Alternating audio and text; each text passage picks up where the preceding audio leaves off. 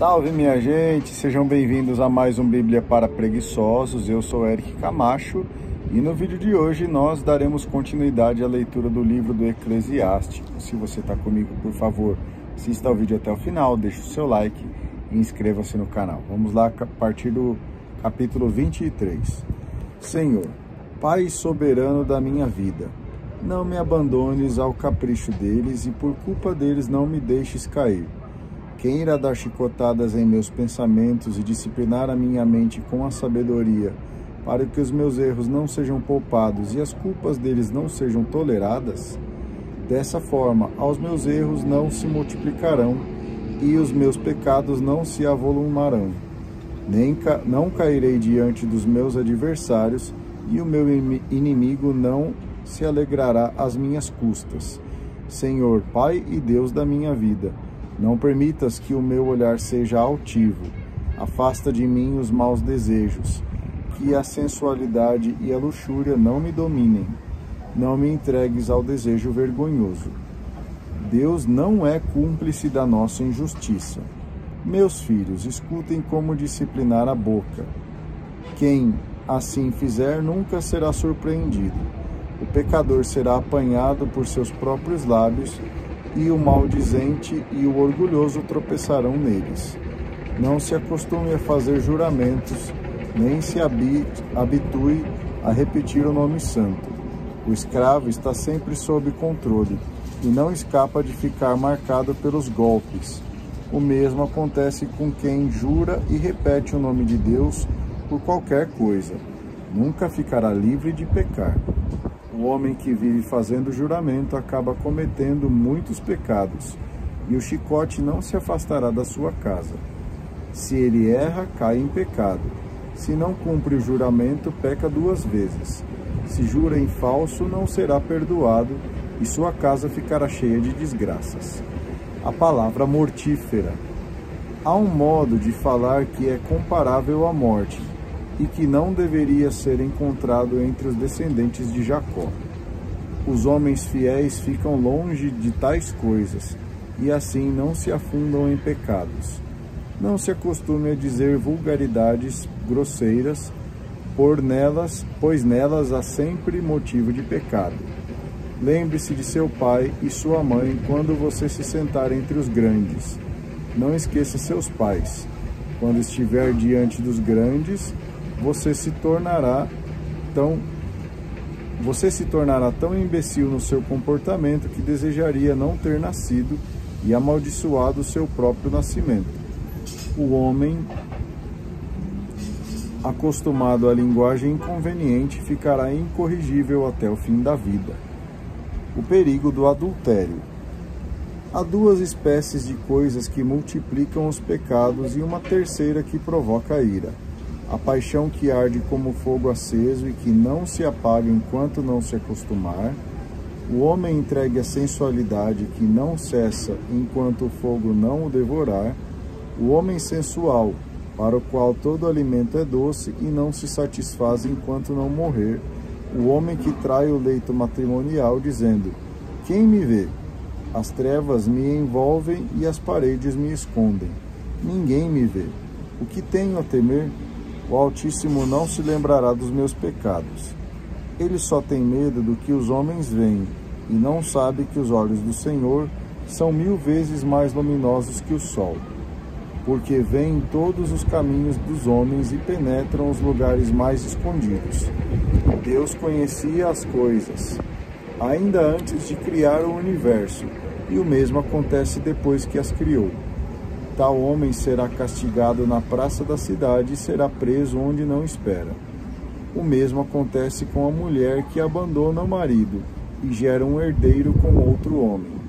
Em primeiro lugar, ela desobedece à lei do Altíssimo. Em segundo, ofende o seu marido. Em terceiro, se prostitui com adultério e gera filhos de um estranho. Ela será arrastada diante da assembleia e sobre seus filhos fará uma pesquisa. Seus filhos não criarão raízes e seus ramos não darão frutos. A memória dela será amaldiçoada e sua infâmia nunca será apagada. Os sobreviventes saberão que nada é melhor do que o temor do Senhor. e nada é mais doce do que observar os seus mandamentos. Capítulo 24. Israel é morada da sabedoria. A sabedoria louva a si mesma e se gloria no meio do seu povo. Ela abre a boca na assembleia do Altíssimo e se glorifica diante do poder dele. Eu saí da boca do Altíssimo e recobri a terra como névoa. Armei a minha tenda nas alturas e o meu trono ficava sobre uma coluna de nuvens. Percorri sozinha a abóbada do céu e passei pelas profundezas dos abismos. Estendi o meu poder sobre as ondas do mar, sobre a terra inteira e sobre todos os povos e nações.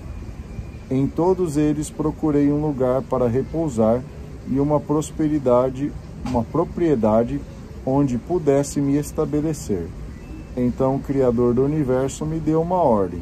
Aquele que me criou armou a minha tenda e disse: instale-se em Jacó e tome Israel como herança. Ele me criou desde o princípio, antes dos séculos, e eu nunca deixarei de existir. Oficiei na tenda santa, na presença dele, e desse modo me estabeleci em Sião.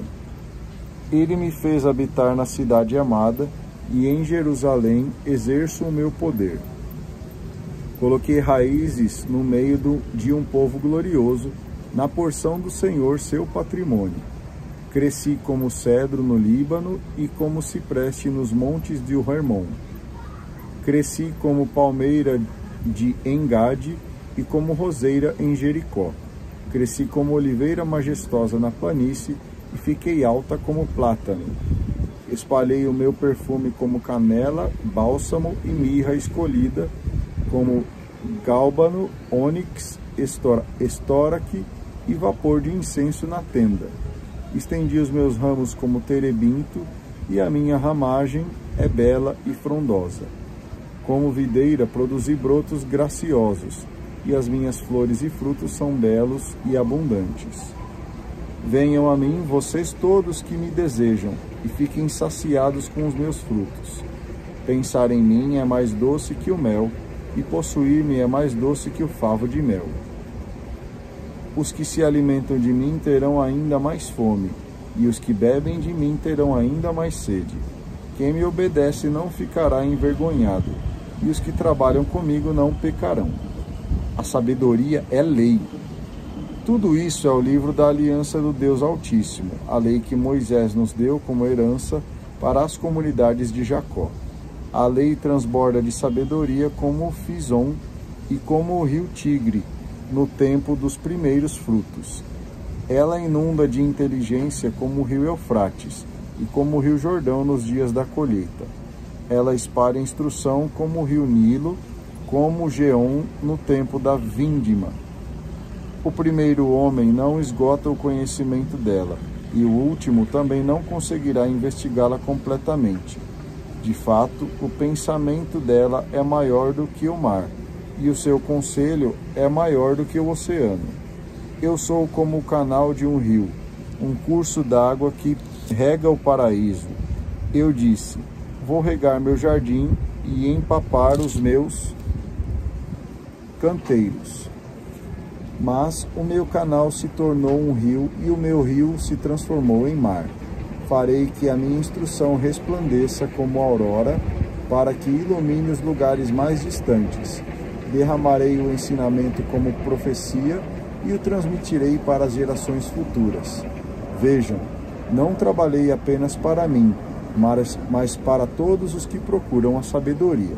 Capítulo 25. A maior felicidade. 3 coisas me satisfazem e agradam ao Senhor e aos homens: concórdia entre irmãos, amizade entre vizinhos e mulher vivendo em harmonia com o marido. Há também 3 tipos de pessoas que eu detesto e cujo comportamento me irrita profundamente: o pobre orgulhoso, o rico mentiroso e o ancião adúltero e sem bom senso.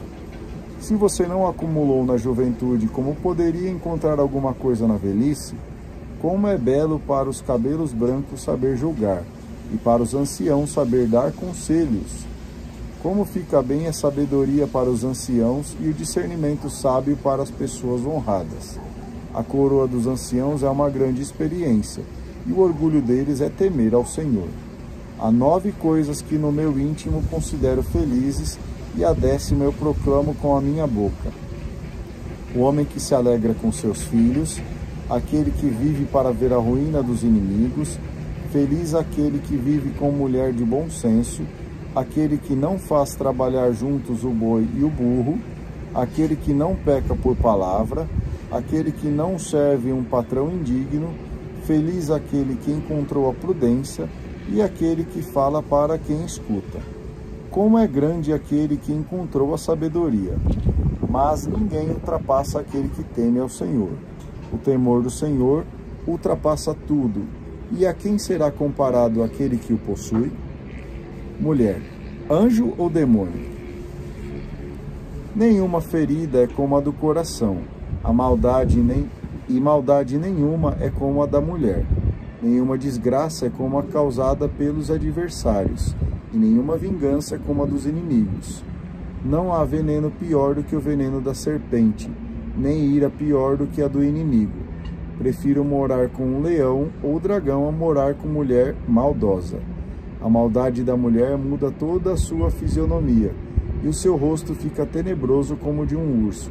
Seu marido vai sentar-se no meio dos vizinhos e, constrangido, suspira amargamente. Qualquer maldade é um nada diante da maldade da mulher. Caia sobre ela a sorte dos pecadores. Como ladeira de areia para os pés de um velho, assim é a mulher faladeira para um marido pacífico. Não se deixe prender pela beleza de uma mulher, nem se apaixone por ela. Motivo de irritação, desprezo e grande vergonha é a mulher sustentar o marido. Coração abatido, rosto triste e coração ferido é obra da mulher má. Mãos inertes e joelhos vacilantes é a mulher que não torna feliz o próprio marido. Foi pela mulher que começou o pecado, e é por culpa dela que todos morremos. Não deixe a água escapar, nem dê liberdade de falar para a mulher má. Se ela não obedece às ordens que você lhe dá, separe-se dela. Muito bem, eu agradeço a você que acompanhou a leitura até aqui comigo. Por favor, não se esqueça de deixar o seu like, inscrever-se no canal e fazer um comentário aí. A gente se vê amanhã, faça um excelente dia, um grande abraço e tchau!